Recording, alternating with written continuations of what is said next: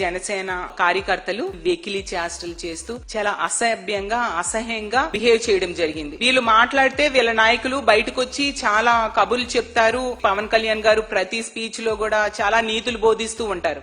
కాలు మాలే మక్కిలు ఎరకొట్టు కింద కూర్చోబెడతారు. జాగ్రత్త, పిచ్చి వేషాలు వేయకండి ఎవరు కూడా. శాంతి భద్రతలను ఏ మాత్రం క్షీణిస్తే చిన్నపాటిది కూడా సహించం, మీకు బలంగా తెలియజేస్తాం ప్రజలందరికీ కూడా. పిచ్చి వేషాలు వేస్తే తొక్కి నార తీస్తాం, గుర్తుపెట్టుకోండి.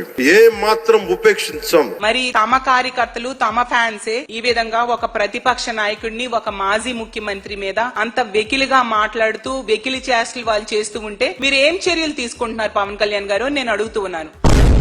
హోంమంత్రి గారు, ఇప్పుడు మీ కార్యకర్తలు ఈ విధంగా వ్యవహరిస్తే మీరు ఎటువంటి చర్యలు తీసుకుంటారో చెప్పండి. అంటే మీకొక న్యాయం, మాకొక న్యాయమా?